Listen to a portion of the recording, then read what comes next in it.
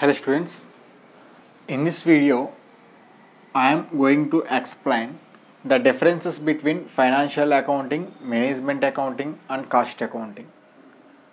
We are learning the paper cost accounting. Cost accounting అనే paper నేర్చుకుంటున్నాము. Already మనము financial accounting గురించి నేర్చుకున్నాం ఇంటర్మీడియట్లో, అలాగే బీకామ్ ఫస్ట్ ఇయర్ సెకండ్ ఇయర్లో ఫైనాన్షియల్ అకౌంటింగ్ గురించి నేర్చుకున్నాం.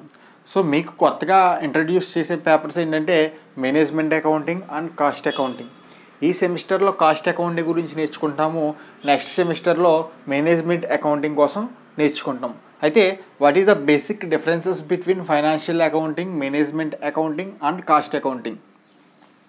వీటి మధ్య డిఫరెన్సెస్ ఏంటి అంటే, తెలుగులో ఫైనాన్షియల్ అకౌంటింగ్ని వ్యాపార గణక శాస్త్రము లేదా విత్త గణక శాస్త్రము అంటాము.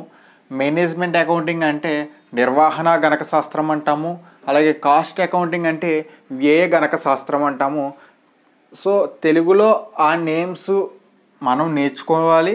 అలా కానీ ఎక్కువగా ఏంటంటే మీ క్వశ్చన్ పేపర్లో కూడా వాడు ఎలా అడుగుతాడంటే financial accounting, management accounting, cost accounting మధ్య తేడాలు రాయండి అని చెప్పి వాడు కూడా ఇంగ్లీష్ టర్మ్స్ని ఉపయోగిస్తాడు ఎక్కువగా.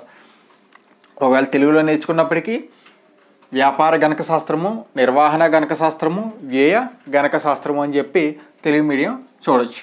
అయితే అసలు ఏంటి ఫైనాన్షియల్, ఈ మూడు కాన్సెప్ట్స్ ఏంటి సార్ ఒకటి కాదా? Financial accounting, management accounting and cost accounting అనే ఒకటి కాదా అంటే, అన్నీ కూడా అకౌంటింగ్ యొక్క బ్రాంచెస్సే, అకౌంటింగ్ నుంచి వచ్చిన శాఖలే ఇవన్నీ.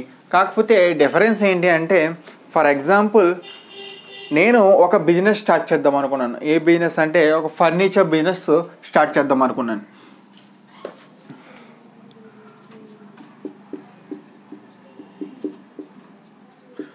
ఫర్నిచర్ తయారు చేసి అమ్మేటువంటి ఒక బిజినెస్ స్టార్ట్ చేద్దాం అనుకున్నాను. ఇలా చేసినప్పుడు ఫస్ట్ నాకేం కావాలి అంటే, దానికి సంబంధించి నేను ఒక షాప్ పెట్టాలి అంటే దానికి ఫైనాన్స్ కావాలి.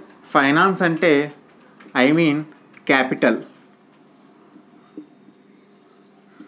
క్యాపిటల్ కావాలి, పెట్టుబడి కావాలి. ఏదైనా వ్యాపారం మొదలు పెట్టాలంటే ఖచ్చితంగా మూలధనం అనేది కావాలి. ఈ మూలధనం కోసం నేను ఏం చేస్తాను? క్యాపిటల్ కోసం ఒకటి ఓన్ క్యాపిటల్, నా సొంత పెట్టుబడి పెట్టుకుంటాను, ఓన్ క్యాపిటల్.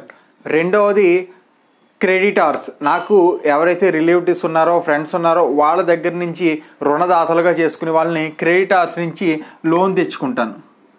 Creditors loan. ఇది కాకుండా ఇంకా బ్యాంక్ నుంచి బ్యాంక్ లోన్ తెచ్చుకుంటాను. అదే కంపెనీ అయితే షేర్ హోల్డర్స్ నుంచి షేర్ క్యాపిటల్, వాటాదారుల నుంచి వాటా మూలధనం, ఇంకా డిబెంచర్స్. సో మనకు కావలసినటువంటి క్యాపిటల్ ఎలా వస్తుంది అంటే, బ్యాలెన్స్ షీట్లో లయబిలిటీస్ సైడ్ ఉంటుంది. క్యాపిటల్ కానివ్వండి, క్రెడిటార్స్ కానివ్వండి, బ్యాంక్ లోన్ కానివ్వండి, షేర్ హోల్డర్స్ కానివ్వండి, అలాగే డిబెంచర్లు. వీటితో పాటు ఇంకా నాకు ఫైనాన్షియల్ అకౌంటింగ్లో ఏం చెప్తుందంటే, ఇవి నీకు కావాల్సిన, నోట్ చేసుకోండి, మీకు ఇవి కావాల్సిన లయబిలిటీస్, ఇలాంటి క్యాపిటల్ కానీ లోన్ కానీ ఉంటే కానీ నువ్వు బిజినెస్ స్టార్ట్ చేయలేవు అని చెప్తుంది. దీంతోపాటు నీకు కొన్ని అసెట్స్ కావాలి. బిజినెస్ స్టార్ట్ చేయాలంటే కొన్ని అసెట్స్ కావాలి. ఏంటది? ల్యాండ్ అండ్ బిల్డింగ్స్, భూమి భవనాలు కావాలి, మిషనరీ కావాలి. ఓకే, ల్యాండ్ అండ్ బిల్డింగ్స్ కావాలి, మిషనరీ కావాలి, అలాగే రా మెటీరియల్ కావాలి. వీటన్నిటికీ సంబంధించి అంటే లయబిలిటీ సైడు, అసెట్ సైడు, ఒక బ్యాలెన్స్ షీట్లో అప్పుల సైడు, ఆస్తుల సైడు ఏమేమైతే ఉన్నాయో వాటన్నిటి గురించి చెప్పేది ఫైనాన్షియల్ అకౌంటింగ్ అండి. అంటే మనకు కావాల్సినటువంటి లయబిలిటీస్ ఏంటి, మనకు కావాల్సినటువంటి అసెట్స్ ఏంటి. లయబిలిటీస్ అంటే ఇక్కడ సోర్సెస్, ఫండ్కి మూలము అని ఏంటంటే సోర్స్.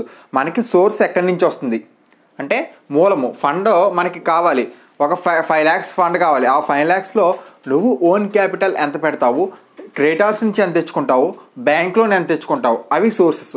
అవి నెక్స్ట్ అప్లికేషన్, నీకు వచ్చినటువంటి మూలాన్ని, నీకు వచ్చినటువంటి క్యాపిటల్ని వాటిని ఎలా అప్లై చేస్తావు, ఆ అమౌంట్లో ఎంత పెట్టి ల్యాండ్ కొంటావు, ఎంత పెట్టి బిల్డింగ్ కొంటావు, ఎంత పెట్టి మిషనరీ కొంటావు, అంటే ఈ ఫైనాన్స్కి సంబంధించిన రిలేషన్ అకౌంటింగ్కి చెప్పేవన్నీ కూడా ఫైనాన్షియల్ అకౌంటింగ్ డీల్ చేస్తుందండి. So financial accounting simply deals with the balance sheet of the company అని చెప్పుకోవచ్చు. ఒక కంపెనీ యొక్క ఆస్తి అప్పుల పట్టీ గురించి క్షుణ్ణంగా వివరించేదే ఫైనాన్షియల్ అకౌంటింగ్. రెండవది మేనేజ్మెంట్ అకౌంటింగ్ అండి. ఇక్కడ మనము ఏదైతే ఫర్నిచర్ షాప్ అనుకున్నామో, సో మేనేజ్మెంట్ అకౌంటింగ్ అంటే మేనేజ్మెంట్ అంటే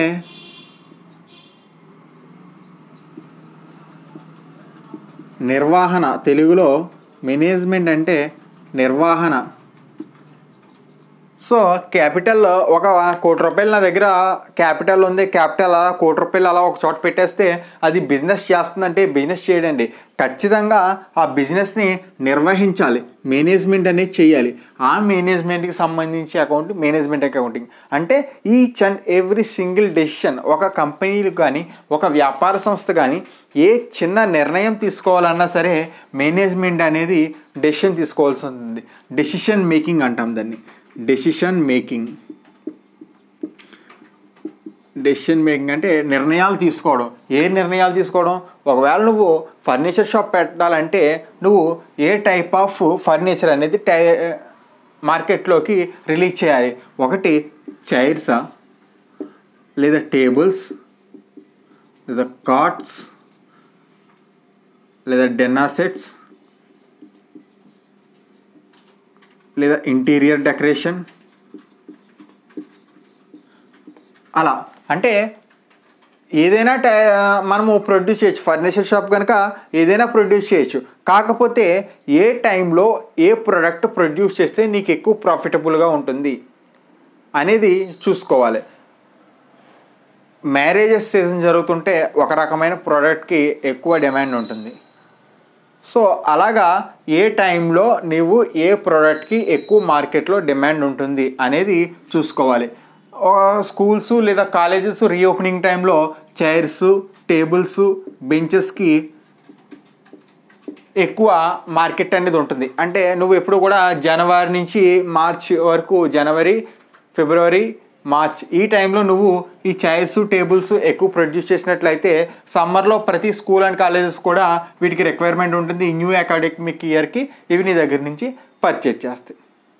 ఆ తర్వాత కాట్స్, డిన్నర్ సెట్స్ ఇవన్నీ కూడా ఎక్కువగా రైనీ సీజన్లో, అంటే సమ్మర్ రైనీ సీజన్లో ఇవి ఎక్కువ తీసుకుంటారు, అంటే మ్యారేజెస్ టైంలో. సో నువ్వు ఎలాగా అంటే బల్క్గా ఏమీ ఆలోచించకుండా తీసుకునే నిర్ణయానికి మేనేజ్మెంట్ ఉండి డెసిషన్ తీసుకుని ఏ టైంకి ఏ ప్రోడక్ట్ ఎంత క్వాంటిటీలో నువ్వు ప్రొడ్యూస్ చేయాలి.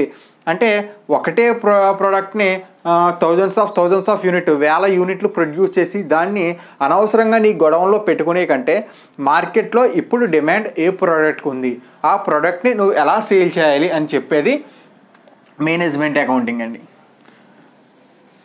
అంటే మనం ఏ ప్రోడక్ట్ అయితే తయారు చేస్తున్నామో అది ప్రాఫిటబుల్లా కాదా, మనకి లాభమా కాదా, లాభం అయితే ఎంత పర్సంటేజ్ లాభం వస్తుంది, ఏ ప్రోడక్ట్ మీద ఎంత పర్సంటేజ్ లాభం వస్తుంది అనేది మేనేజ్మెంట్ అకౌంటింగ్ చెప్తుంది. కాస్ట్ అకౌంటింగ్ గురించి ఆల్రెడీ నేర్చుకుంటున్నాం కదా. కాస్ట్ అకౌంటింగ్ ఏం చెప్తుందంటే ఇదే ఫర్నిచర్ షాప్లో నువ్వు తయారు చేసేటువంటి చైర్ కానీ, నువ్వు తయారు చేసేటువంటి టేబుల్ కానీ దాని యొక్క ప్రొడక్షన్ కాస్ట్, ఉత్పత్తి వ్యయాన్ని ఏ విధంగా తగ్గించాలి. How to reduce the cost of production of a certain product are certain batch. ఒక బ్యాచ్కు సంబంధించి మొత్తాన్ని కానీ లేదా ఒక ప్రోడక్ట్కి సంబంధించి వ్యయాన్ని నువ్వు ఎలా తగ్గించాలి అనేది చెప్పేది కాస్ట్ అకౌంటింగ్. అంటే ఫైనాన్షియల్ అకౌంటింగ్ దేని గురించి డీల్ చేస్తుందంటే sources and application of funds, నిధుల్ని ఎలా సమీకరించుకోవాలి, ఆ నిధుల్ని ఎలా ఉపయోగించుకోవాలి అని చెప్పేది financial accounting. Management accounting is all about decision making, నిర్ణయాలు తీసుకోవడంలో మేనేజ్మెంట్ అకౌంటింగ్ ఉపయోగిస్తుంది. కాస్ట్ అకౌంటింగ్ దేనికి అంటే how to reduce the cost of a single product. అంటే మనం వస్తువులు తయారు చేసినప్పుడు దాని యొక్క ఉత్పత్తి వ్యయాన్ని ఎలా తగ్గించాలి అనేది కాస్ట్ అకౌంటింగ్ చెప్తుంది. ఇది బ్రీఫ్ ఇంట్రడక్షన్ అండి ప్రతి దానికి సంబంధించి. ఇక్కడ చూసినట్లయితే ప్రతి పాయింట్కి ఎక్స్ప్లెనేషన్ ఇస్తాను చూడండి. ఫస్ట్ పాయింట్ ఏంటంటే aims and objectives.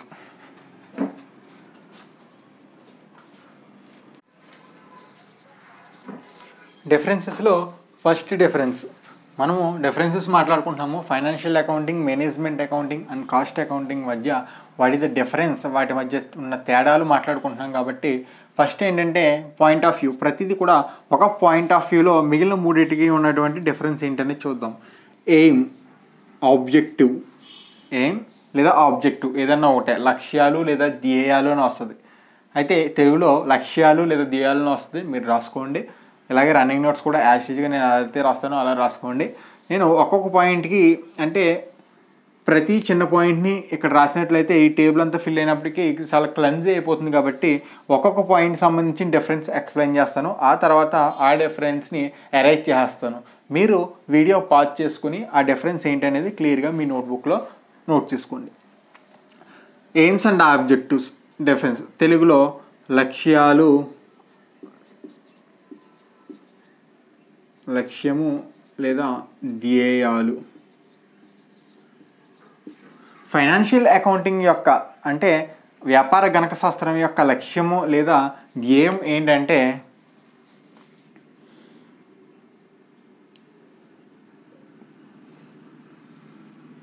Providing financial position of the company లేదా business, position of the business. ఏంటి అంటే providing financial position of the business. ఏంటి ఫస్ట్ పాయింట్కి చెప్తున్నాను, ఇది ఒకటో పాయింట్కి. ఫైనాన్షియల్ అకౌంటింగ్ యొక్క ఆబ్జెక్టివ్ ఏంటంటే providing financial position of the business, అంటే వ్యాపార సంస్థ యొక్క ఆర్థిక స్థితిని తెలియచేయడము. ఆర్థిక స్థితి అంటే whether the company is gaining profits or the company is getting losses. కంపెనీకి లాభాలు వస్తున్నాయా లేదా కంపెనీ నష్టాల్లో నడుస్తుందా అనేది తెలియచేయాలి. రెండోది correct position of balance sheet, అలాగే కంపెనీ యొక్క ఫేర్ వాల్యూ అంటే ఆస్తి అప్పుల పట్టిని చూపించాలి. ఇక్కడ ప్రొవైడింగ్ ఫైనాన్షియల్ పొజిషన్ అంటే రెండు వస్తాయండి. ఒకటి ప్రాఫిట్ అండ్ లాస్ అకౌంటు, రెండవది balance sheet. So the true information, company యొక్క ఫైనాన్షియల్ పొజిషన్ గురించి true profit and loss account, true balance sheet, ఖచ్చితమైన లాభ నష్టాల ఖాతాని, ఖచ్చితమైన ఆస్తి అప్పుల పట్టిని తెలియచేయడమే ఫైనాన్షియల్ అకౌంటింగ్ యొక్క లక్ష్యం. అదే మేనేజ్మెంట్ అకౌంటింగ్ యొక్క లక్ష్యం ఏంటంటే ప్రొవైడింగ్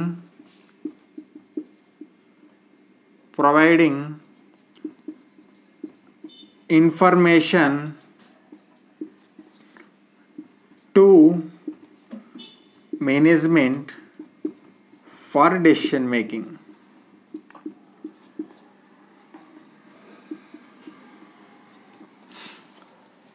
దీని యొక్క మేనేజ్మెంట్ అకౌంటింగ్ యొక్క లక్ష్యం ఏంటంటే providing information to management for decision making. ఇక్కడ మేనేజ్మెంట్ అకౌంటింగ్ అనేది ఏం చేస్తుందంటే మేనేజ్మెంట్కి కావలసినటువంటి సమాచారాన్ని అందిస్తుంది. అది ఏ సమాచారం అంటే ఫర్ డెసిషన్ మేకింగ్, నిర్ణయాలు తీసుకోవాలి. ఎవరు నిర్ణయాలు తీసుకోవాలి? మేనేజ్మెంట్ అనేది నిర్ణయాలు తీసుకోవాలి. ఒక నిర్ణయం తీసుకోవాలంటే ఒక డేటా అనేది అవసరమండి. మనం ఏదైనా ఒక డెసిషన్ తీసుకోవాలంటే ఖచ్చితంగా ఒక డేటా అంటే దత్తాంశము. సో మన దగ్గర ఫ్యాక్ట్స్ అండ్ ఫిగర్స్ అన్నీ క్లియర్గా ఉంటే దాని నుంచి మనం డెసిషన్ అనేది తీసుకుంటాం. మనం ఏ డెసిషన్ అన్నా తీసుకోవడానికి ముందు కొంత స్ట్రగుల్ అయితే జరుగుతుంది కదా. ఆ స్ట్రగుల్ అంతా కూడా ఎవరు చెప్పాలి అంటే మేనేజ్మెంట్ అకౌంటింగ్ మేనేజర్స్కి చెప్పాలి. దీని పని ఇదేనండి, ప్రొవైడింగ్ ఇన్ఫర్మేషన్ టు మేనేజ్మెంట్. నిర్వాహకులకు నిర్ణయాలు తీసుకోవడానికి అవసరమైన సమాచారాన్ని అందించుట. తెలుగు మీడియం రాసుకోండి. నిర్వాహకులకు సమాచారాన్ని అందించుట. దేని కొరకు? నిర్ణయాలు తీసుకోవడానికి గల సమాచారాన్ని అందించుట. ఇది అయితే providing financial position of the business అంటే కంపెనీ యొక్క ఆర్థిక స్థితిని తెలియచేయుట. అదే కాస్ట్ అకౌంటింగ్ వచ్చినప్పటికీ సింపుల్ రెడ్యూసింగ్ ప్రొడక్షన్ కాస్ట్. దీని యొక్క ఎయిమ్ ఏంటంటే కాస్ట్ అకౌంటింగ్ యొక్క ఎయిమ్ ఏంటి అంటే reducing production cost. Reducing production cost అంటే ఉత్పత్తి వ్యయాన్ని తగ్గించాలి అంతే. ఫైనాన్షియల్ అకౌంటింగ్ ఏం చేయాలంటే కంపెనీ యొక్క ఫైనాన్షియల్ పొజిషన్ని కరెక్ట్గా ఉందా లేదా చూపించాలి. మేనేజ్మెంట్ అకౌంటింగ్ యొక్క లక్ష్యం ఏంటి లేదా ధ్యేయం ఏంటి అంటే they have to provide some information to the management in taking decisions. అంటే నిర్ణయాలు తీసుకోవడానికి ఏదైతే సమాచారం అవసరం అవుతుందో ఆ సమాచారాన్ని అందించాలి. కాస్ట్ అకౌంటింగ్ యొక్క ఎయిమ్ ఏంటి అంటే రెడ్యూసింగ్ ప్రొడక్షన్ కాస్ట్ని తగ్గించాలి. ఇది నోట్ చేసుకోండి. నెక్స్ట్ మళ్ళీ సెకండ్ పాయింట్ కూడా నేను ఇదే విధంగా ఎక్స్ప్లెయిన్ చేస్తాను. మీరు వీడియో పాజ్ చేసుకుని ఎప్పటికప్పుడు నోట్బుక్లో నోట్ చేసుకోండి.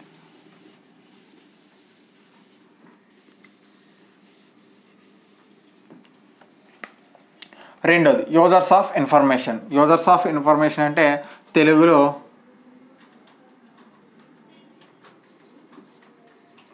సమాచారం ఉపయోగం లేదా ఉపయోగించే వారు. ఏ సమాచారాన్ని ఎవరు ఉపయోగిస్తారు? ఫైనాన్షియల్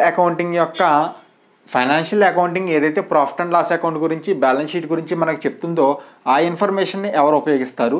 మేనేజ్మెంట్ అకౌంటింగ్ చెప్పేటువంటి ఫ్యాక్ట్స్ అన్ని ఎవరికి ఉపయోగపడతాయి? కాస్ట్ అకౌంటింగ్ చెప్పే యొక్క ఫ్యాక్ట్స్ అని ఎవరికి ఉపయోగపడతాయి అంటే ఫైనాన్షియల్ అకౌంటింగ్ అండి both internal and external users అంటే కంపెనీ లేదా వ్యాపారము లోపల బయట కూడా ఈ సమాచారాన్ని ఉపయోగించుకునే వాళ్ళు ఉంటారు. ఇంటర్నల్గా అంటే మన బిజినెస్ యొక్క ఫైనాన్షియల్ పొజిషన్ ఏంటో తెలుసుకోవడం అనేది మనకి కంపల్సరీ అండి. ఖచ్చితంగా మన బిజినెస్కి ప్రాఫిట్ వస్తుందా, లాస్ వస్తుందా, అసెట్స్ ఎంత ఉన్నాయి, లయబిలిటీస్ ఎంత ఉన్నాయి అని ఇంటర్నల్ యూజర్స్ అంటే అంతర్గతంగా కంపెనీలో ఉండేవాళ్ళు. అంటే సింపుల్గా మేనేజ్మెంట్కి ఖచ్చితంగా ఫైనాన్షియల్ పొజిషన్ అనేది అవసరం. ఇంకా ఎక్స్టర్నల్గా ఎవరికి అవసరము అంటే నువ్వు ఒక బ్యాంకుకి వెళ్తావు లోన్ కావాలని, బ్యాంక్ లోన్ అడగగానే లోన్ ఇస్తాడా అండి? మీ కంపెనీ యొక్క పాస్ట్ 5 years యొక్క ఫైనాన్షియల్ స్టేట్మెంట్స్ తీసుకురండి అంటాడు. అంటే మీ కంపెనీ గత 5 సంవత్సరాలుగా ట్రెండ్ ఎలా సాగుతుంది, లాభాల్లో నడుస్తుందా నష్టాల్లో నడుస్తుందా అది చూస్తే వాడు లోన్ ఇస్తాడు. అలాగే క్రెడిటార్స్, బయట ఎవడైనా రుణదాత మనకు అప్పు ఇవ్వాలన్నా మన కంపెనీ యొక్క ప్రాఫిట్స్ ఏంటి అనేవి చూస్తాడు. లేదా షేర్ హోల్డర్స్ మన కంపెనీలో ఇన్వెస్ట్ చేయాలి అంటే మన కంపెనీలో కొత్తగా షేర్లు ఎవరైనా కొనాలి అంటే ఏం చూస్తారు? మన కంపెనీ యొక్క ఫైనాన్షియల్ ఇన్ఫర్మేషన్ అనేది చూస్తారు. సో ఆ విధంగా ఇంటర్నల్ యూజర్స్కి ఎక్స్టర్నల్ యూజర్స్కి కూడా అవసరం. ఇంటర్నల్ యూజర్స్ అంటే మేనేజ్మెంట్, ఎక్స్టర్నల్ యూజర్స్ అంటే క్రెడిటార్స్ రుణదాతలు, బ్యాంకు, షేర్ హోల్డర్సు, ఇలా అందరూ. ఈవెన్ ఎంప్లాయీస్ అయినా సరేనండి, ఎవరైనా ఒక ఎంప్లాయీ మన కంపెనీలో జాయిన్ అవ్వాలి అంటే ఏం చేస్తాడు? ఆ కంపెనీ మంచిదా కాదా, ఆ కంపెనీకి ప్రాఫిట్స్ వస్తున్నాయా లేదా, మనకి ఆ ఎంప్లాయర్ ఖచ్చితంగా శాలరీస్ ఇన్ టైంలో ఇస్తాడా ఇవ్వడా, ఇవన్నీ చూసుకుంటాడు. సో ఫైనాన్షియల్ ఇన్ఫర్మేషన్ అనేది అందరికీ అవసరం. ఇక్కడ మేనేజ్మెంట్ అకౌంటింగ్ వచ్చేసరికి ప్యూర్లీ ఎవరికి అవసరం అంటే రెండో పాయింట్ ఎక్స్ప్లెయిన్ చేస్తున్నాను. ఫర్ ఇంటర్నల్ మేనేజ్మెంట్ ఓన్లీ షార్ట్కట్లో రాశాను. ఇంటర్నల్ మేనేజ్మెంట్ అంటేనండి ఎవరైతే కంపెనీ యొక్క ఓనర్, బోర్డ్ ఆఫ్ డైరెక్టర్స్,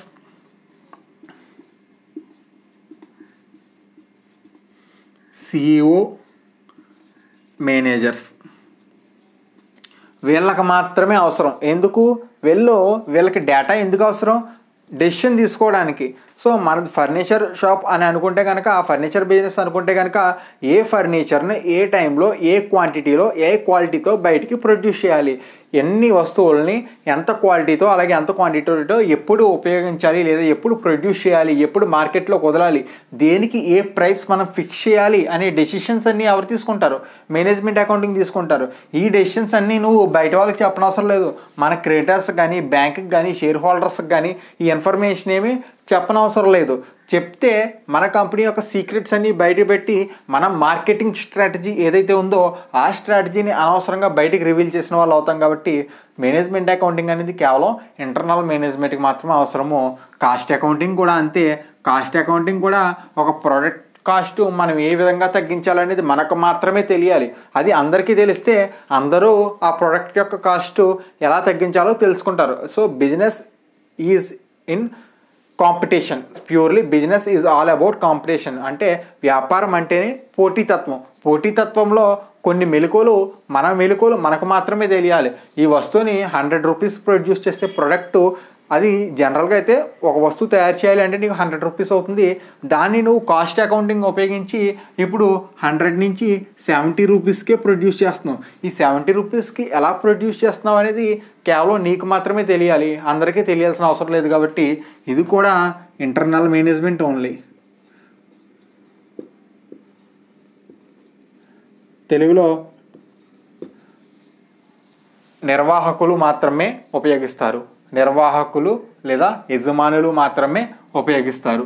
ఇది అంతర్గత మరియు బహిర్గత వ్యక్తులు అందరూ కూడా ఉపయోగిస్తారు. యూజర్స్ ఆఫ్ ఇన్ఫర్మేషన్, సమాచారాన్ని ఉపయోగించేవారు. నెక్స్ట్ 3వ పాయింట్ రిపోర్టింగ్ పీరియడ్. అంటే ఈ అకౌంట్స్ ఎప్పుడెప్పుడు నివేదిక తయారు చేసి మనం పబ్లిష్ చేయాల్సి ఉంటుంది. పబ్లిషింగ్ అంటే మన మేనేజ్మెంట్ అకౌంటింగ్ ఒకటే, కాస్ట్ అకౌంటింగ్ ఒకటి. మనం అకౌంట్స్ తయారు చేస్తాం, ఆ అకౌంట్స్ ఎవరికి కూడా చూపించాల్సిన అవసరం లేదు.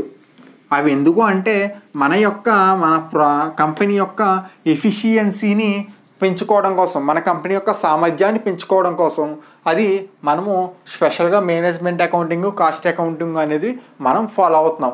మనము ఆల్రెడీ చెప్పుకున్నాం కాస్ట్ అకౌంటింగ్ అనేది కొంచెం ఖర్చుతో కూడుకున్న పని. అయినా సరే ఎందుకు చేస్తున్నాము? To reduce cost of A product.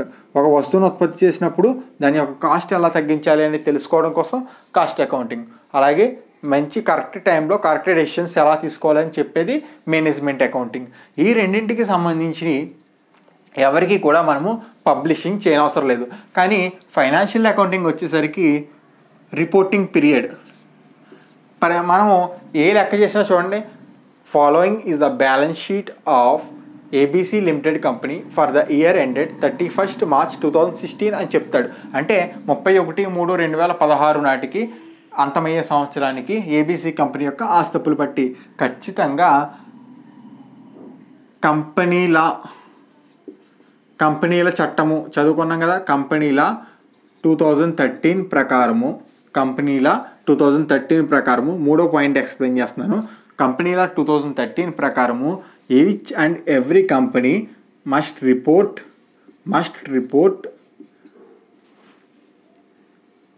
final accounts, company యొక్క ముగింపు లెక్కలు, final accounts at the end of every financial year. అంటే మనము ట్యాక్స్ కట్టడం కోసం కానివ్వండి, ఇంకే విషయం మీద అయినా కానివ్వండి, ఖచ్చితంగా కంపెనీలో ఏం చెప్తుంది అంటే ప్రతి కంపెనీ కూడా 31 మార్చ్ వచ్చేసరికి ఫైనాన్షియల్ అకౌంటింగ్ని రిపోర్టింగ్ చేయాలి. అంటే ఖచ్చితంగా తయారు చేయాలి.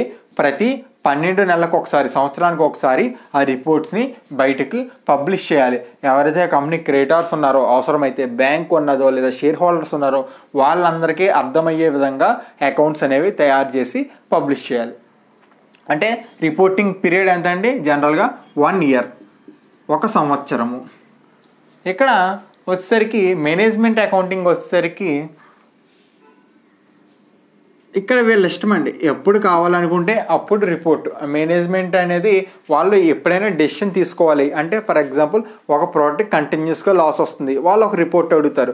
మనము ఒక ప్రోడక్ట్ తయారు చేస్తాం కదా, లేదా ఒక టైప్ ఆఫ్ చైర్స్ తయారు చేస్తాం కదా, ఈ చైర్స్ ఇప్పటి వరకు ఎన్ని ప్రొడ్యూస్ చేసాము, ఎంత సేల్ ప్రైసు, ఎన్ని అమ్మాము, ఇంకా స్టాక్ ఎంత ఉంది, సో ఇది లాస్లో నడుస్తుంది కాబట్టి ఈ ప్రోడక్ట్ని ఇంకా మనము ప్రొడ్యూస్ చేయట్లేదు, ఈ ఉత్పత్తి ఇక్కడితో ఆపేస్తున్నాము అని ఒక నిర్ణయం తీసుకోవాలంటే వాళ్ళకి ఆ డేటా కావాలండి. అంటే ఎప్పుడు స్టార్ట్ చేసాము, ఎన్ని ఇప్పటి వరకు ఉత్పత్తి చేసాము, ఇప్పటి వరకు ఎంత సేల్ చేసాము.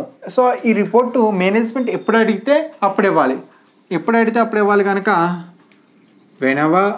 ఎప్పుడైతే అప్పుడు వెనెవర్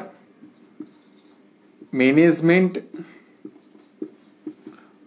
రిక్వైర్స్, ఎప్పుడు మేనేజ్మెంట్ కోరుకుంటే అప్పుడు మేనేజ్మెంట్ అకౌంటింగ్ అనేది ఇవ్వాలి. సంవత్సరం అయిన తర్వాత ఇస్తాను అంటే కుదరదు. అది మేనేజ్మెంట్ అడిగితే 6 months అయినా 3 months అయినా 1 month అయినా సరే ఇవ్వాలి. కాస్ట్ అకౌంటింగ్ రిపోర్ట్స్ కూడా అంతే. కాస్ట్ అకౌంటింగ్ కూడా మేనేజ్మెంట్ ఏమంటుందంటే వెన్ దే రిక్వైర్డ్, అంటే వాళ్ళు ఒక కంపెనీ అంటే ఒక బ్యాచ్ స్టార్ట్ అయింది, జనవరిలో స్టార్ట్ అయింది. జనవరి నుంచి ఫిబ్రవరి, మార్చ్ 3 నెలల వరకు కూడా ఒక ప్రోడక్ట్ అనేది తయారు చేయడము, దాన్ని మార్కెట్లో రిలీజ్ చేయడము, సేల్స్ జరగడము, రిటర్న్స్ మనకు వచ్చేయడం, ఇవంతా జరిగింది. ఒక సర్కిల్ అనేది అయిపోయింది. అయిపోయిన వెంటనే కాస్ట్ అకౌంటింగ్, మళ్ళీ నెక్స్ట్ కాస్ట్ అకౌంటింగ్ అంటే జనవరి, ఫిబ్రవరి, మార్చ్ అయిపోయిన తర్వాత ఏప్రిల్ నుంచి ఇంకొక బ్యాచ్ స్టార్ట్ చేసే ముందు మనము ఈ కాస్ట్ అకౌంటింగ్ రిపోర్ట్స్ ఒకసారి చూస్తాము. రా మెటీరియల్కి ఎంత అయింది, లేబర్కి ఎంత అయింది, ఇండైరెక్ట్ ఎక్స్పెన్సెస్ ఎంత అయ్యాయి, సెల్లింగ్ అండ్ డిస్ట్రిబ్యూషన్ ఎక్స్పెన్సెస్ ఎంత అయ్యాయి, పంపిణీ ఖర్చులు ఎంత అయ్యాయి, లేదా లేబర్ వేజెస్ ఎంత అయ్యాయి, ఇవన్నీ చూస్తారు. చూసి మనం ఏమన్నా ఇంకా తగ్గించగలమా, ముందు స్టార్ట్ చేసిన 3 నెలల బ్యాచ్కి ఇప్పుడు స్టార్ట్ అయ్యే బ్యాచ్కి కాస్ట్ ఇంకా ఏమైనా మనం తగ్గించగలమా, if we can how we can reduce the cost, మనం ఒకవేళ చేయగలిగితే ఏ విధంగా రెడ్యూస్ చేయగలుగుతాము అనేది. కాబట్టి ఇది కూడా కాస్ట్ అకౌంటింగ్ అనేది వీక్లీ కావచ్చు, మంత్లీ కావచ్చు, క్వార్టర్లీ కావచ్చు, వారంలోనైనా నెలైనా లేదా క్వార్టర్లీ 3 నెలలకు ఒకసారైనా మేనేజ్మెంట్ ఎప్పుడు అడిగితే అప్పుడు కాస్ట్ అకౌంటింగ్ కూడా ఇవ్వాలి. ఇవి మేనేజ్మెంట్ ఇష్టం. మేనేజ్మెంట్ ఎప్పుడు అడిగితే అప్పుడు మనము ఇవ్వాలి అకౌంటింగ్ రిపోర్ట్స్ అనేవి. కానీ ఫైనాన్షియల్ అకౌంటింగ్ వచ్చేసరికి ఖచ్చితంగా every year we should prepare financial account. ప్రతి సంవత్సరము కూడా మనం ఫైనాన్షియల్ అకౌంట్స్ అనేవి ప్రిపేర్ చేయాలి. ప్రిపేర్ చేసి ఎవరైతే రిక్వైర్డ్ స్టేక్ హోల్డర్స్ ఉన్నారో వాళ్ళందరికీ కూడా పబ్లిష్ చేయాలి. Next 4th point, legal necessity. Legal necessity అవసరమా, ఫైనాన్షియల్ అకౌంటింగ్ ప్రిపేర్ చేయడం అవసరమా, మేనేజ్మెంట్ అకౌంటింగ్ ప్రిపేర్ చేయడం అవసరమా, కాస్ట్ అకౌంటింగ్ చేయడం నెసెసరీయా అని అడుగుతున్నాడు. సో లీగల్ నెసెసిటీ ఏంటంటే ఆన్సరు కంపల్సరీ, తెలుగులో తప్పనిసరిగా, కంపల్సరీ యాజ్ పర్ కంపెనీల చట్టం ప్రకారము ఖచ్చితంగా ఫైనాన్షియల్ అకౌంట్స్ అనేవి ప్రిపేర్ చేయాలి. ఇవి వాలంటరీ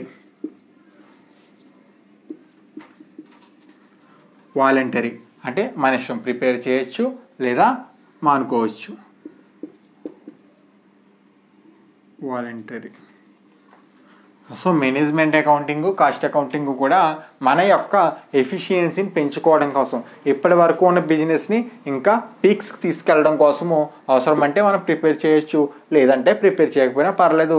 కానీ ఫైనాన్షియల్ అకౌంటింగ్ మటుకు కంపెనీ లా ఏం చెప్తుందంటే కంపల్సరీగా ప్రతి కంపెనీ కూడా they should maintain proper financial records at the end of every year. ప్రతి సంవత్సరం చివరిలో ఖచ్చితంగా వాళ్ళు రిపోర్టింగ్ అనేది చేయాలి. అకౌంటింగ్ సిస్టమ్ అంటే ఏ అకౌంటింగ్ సిస్టమ్ని ఫాలో అవుతున్నాయి, 5వ పాయింట్ ఎక్స్ప్లెయిన్ చేస్తున్నాను. Telugu medium financial accounting system అంటే డబుల్ ఎంట్రీ సిస్టమ్ అండి. మనకు తెలుసు కదా, సింగిల్ ఎంట్రీ, డబుల్ ఎంట్రీ అని 2 ఉన్నాయి. Financial accounting double entry system follow అవుతుంది. మేనేజ్మెంట్ అకౌంటింగ్ కూడా డబుల్ ఎంట్రీ సిస్టమ్ ఫాలో అవుతుంది. కాస్ట్ అకౌంటింగ్ వచ్చేసరికి both single entry and double entry.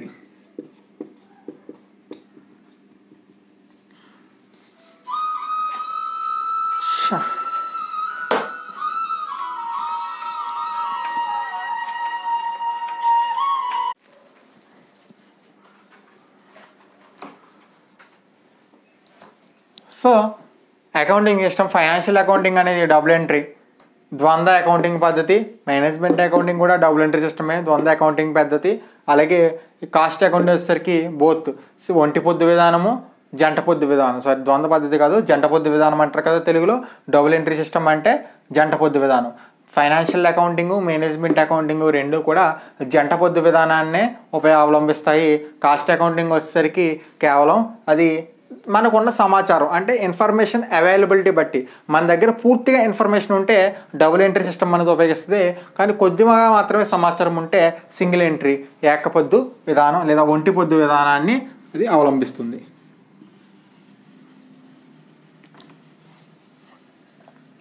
Next accounting standards.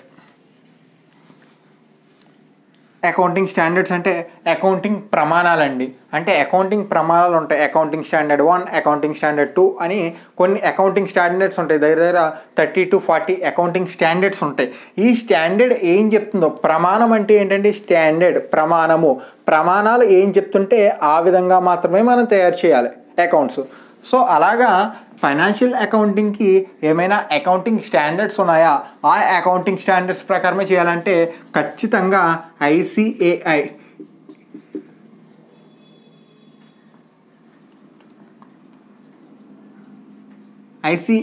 Institute of chartered accountancy, institute of chartered accountants of India, institute of chartered accountants of India ఏవైతే accounting standards చెప్పావో వాటిని మాత్రమే మనము follow అవుతూ financial accounting reports అనేవి తయారు చేయాలి. Management అకౌంట్కి ఇది 6వ పాయింట్. మేనేజ్మెంట్ అకౌంటింగ్కి అలాగే కాస్ట్ అకౌంటింగ్ వచ్చేసరికి no need to follow any standards. ఎలాంటి స్టాండర్డ్స్ ఫాలో అవసరము లేదు అని చెప్పి సింపుల్గా రాసుకుంటాం. కానీ ఫైనాన్షియల్ అకౌంటింగ్ వచ్చేసరికి ICAI అంటే almost management accounting cost accounting యొక్క డిఫరెన్స్ ఒకే విధంగా ఉంటాయి. ఎందుకు అంటే they both are voluntarily prepared by the company. అవి కంపెనీ తనంతట తాను స్వతంత్రంగా ప్రిపేర్ చేసుకుంటుంది.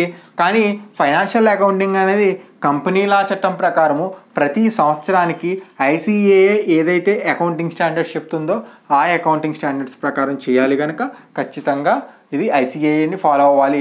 వాటికైతే ఎలాంటి అవసరం లేదు.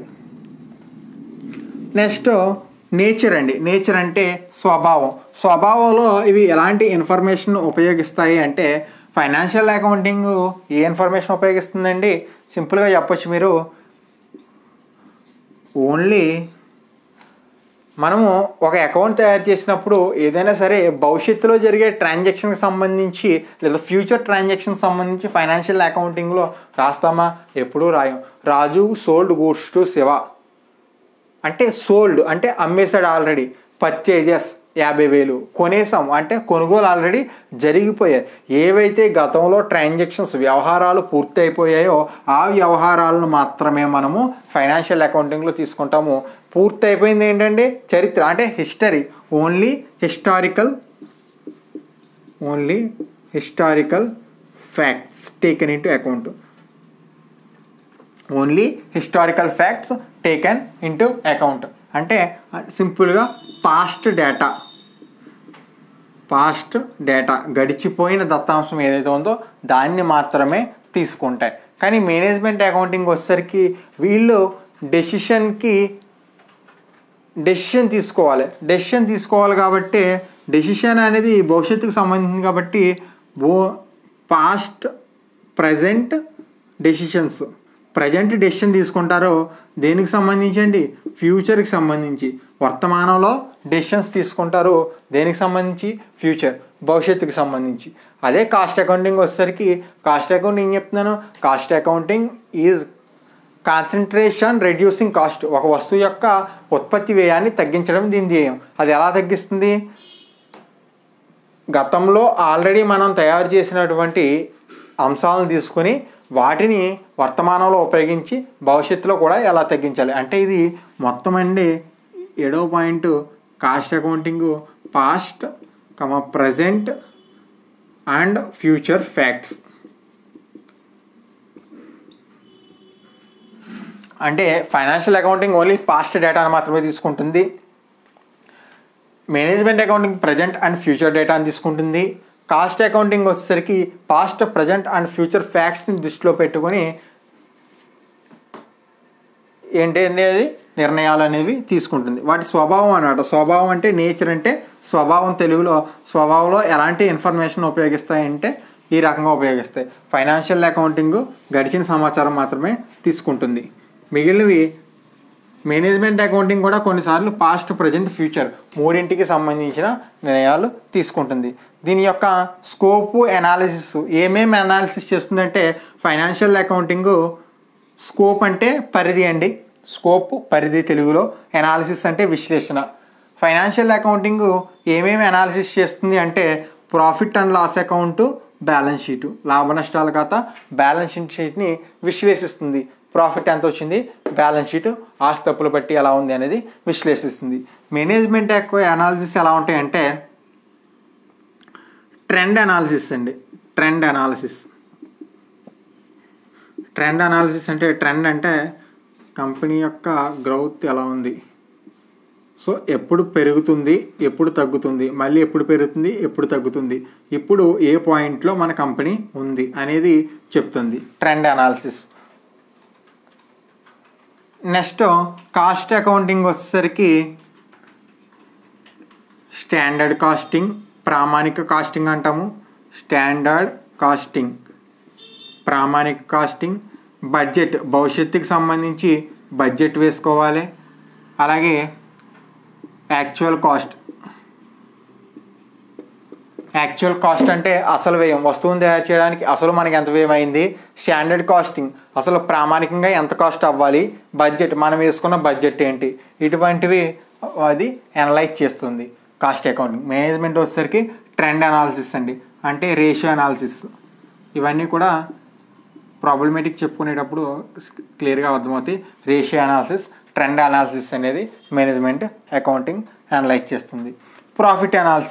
ప్రాఫిట్ అనాలిసిస్ అంటే వచ్చిన లాభాన్ని ఎలా అనలైజ్ చేస్తుందంటే financial accounting total business profit.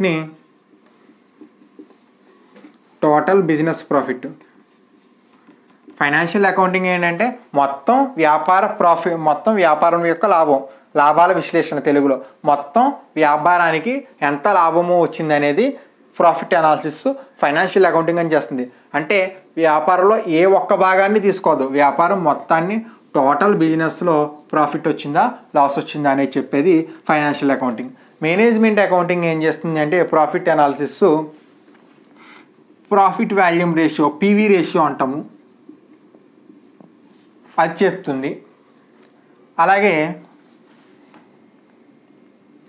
Profit volume ratio చెప్తుంది. దీంతోపాటు బ్రేక్ ఈవెన్ పాయింట్ చెప్తుంది. బ్రేక్ ఈవెన్ పాయింట్ అంటే మనకి బ్రేక్ ఈవెన్ పాయింట్ అని దేన్ని అంటాము అంటే ఇది మనకు అయిన ఖర్చు, ఇది మనం అమ్మిన అమ్మకాలు. అంటే ఇక్కడ ఏ పాయింట్ అయితే కలిసిందో దాన్ని బ్రేక్ ఈవెన్ పాయింట్ అంటాం. ఈ పాయింట్ దగ్గర కంపెనీకి లాభము ఉండదు, నష్టము ఉండదు. ఎప్పుడైతే దీన్ని దాటి వెళ్తుందో ఇదంతా కూడా ప్రాఫిట్. అంటే ఏ పాయింట్ దగ్గర మనము నష్టాల్లో ఉన్నాము, ఏ పాయింట్, ఇవన్నీ లాసెస్ అండి. ఏ పాయింట్ దగ్గర నష్టాల్లో ఉన్నాము, ఏ పాయింట్ దగ్గర జీరోకి వచ్చాము అంటే నష్టాలు లేదు, లాభం లేకుండా ఉన్నాము, ఏ పాయింట్ దగ్గర ప్రాఫిట్స్కి వెళ్తున్నాము అనేది management accounting break even point ద్వారా చెప్తుంది. కాస్ట్ అకౌంటింగ్ ఏం చెప్తుంది అంటే మొత్తం బిజినెస్కి సంబంధించిన లాభాల గురించి ఫైనాన్షియల్ అకౌంటింగ్ మాట్లాడుతుంది, కానీ కాస్ట్ అకౌంటింగ్ మాట్లాడదు. కాస్ట్ అకౌంటింగ్ ఏం మాట్లాడుతుంది అంటే 9వ పాయింట్